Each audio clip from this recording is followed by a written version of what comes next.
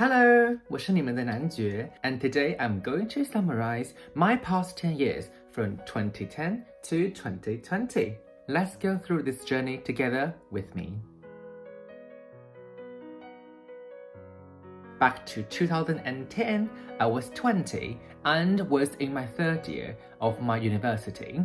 But then I made a decision that would change my life ultimately, that is to go abroad. So for that year, my focus was on the IELTS testing, and after 2 months studying fully towards this exam, I passed on my first attempt, achieving the score of 7 overall. Now in 2011, I got my first proper job in pursuit of my interest in fashion. That was a full-time sales in one of the fast fashion retail shop while writing up my dissertation paper.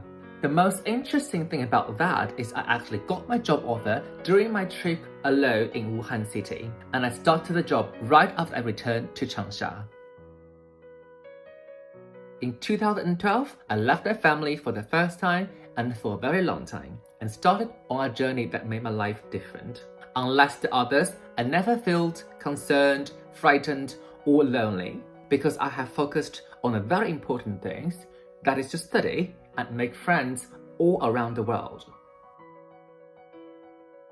In 2013, having traveled to Europe 4 times and 8 countries in total, I finally met the love of my life, my gentleman, then boyfriend. Hello. But soon the title was replaced by fiancé as we very quickly engaged. On Christmas Day. Exactly. Soon after my graduation of my first master's degree. He's very lucky. True. In 2014, unfortunately, we had to be separate for the first 8 months of the year. Bye-bye. Because my student visa runs out. And I temporarily got a market job to keep myself busy and make some money.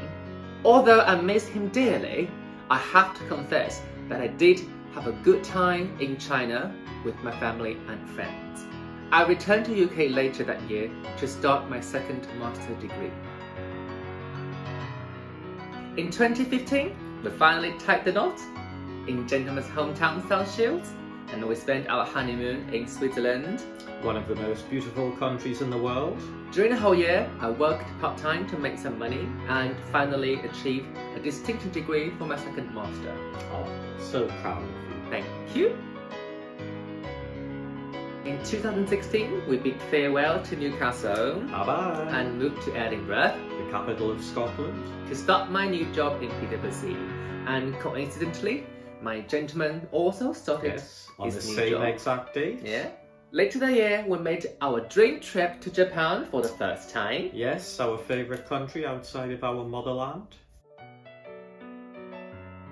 In 2017, we went to China and spent 2 weeks there, and it was his first time visiting China. And we stayed in Shanghai, Beijing and Wuhan.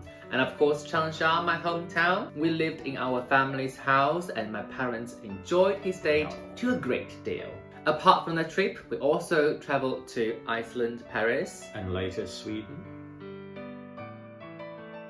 In 2018, having passed all my chartered accountant exams and became an exam qualified CA, I have been promoted also to senior associate in PwC. There is also a change in my gentleman's career. As I started my new job with the NHS in Edinburgh.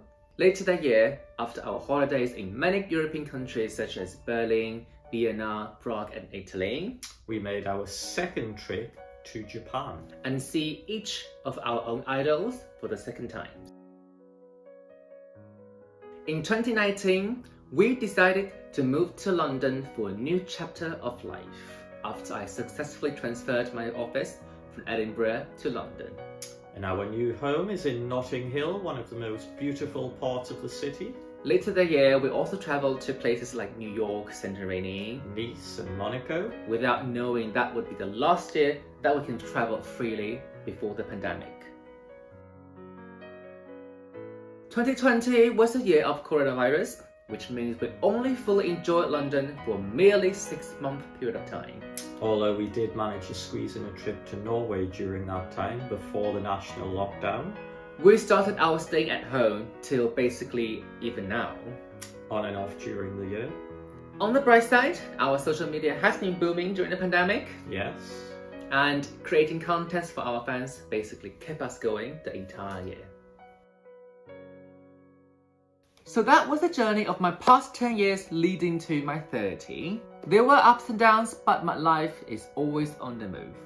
I decided to live my life differently and I worked hard to make it happen. If there's one thing that I would like to add at the end of this conversation, that is always believing and only listen to yourself. No others can tell you what you can or can't achieve.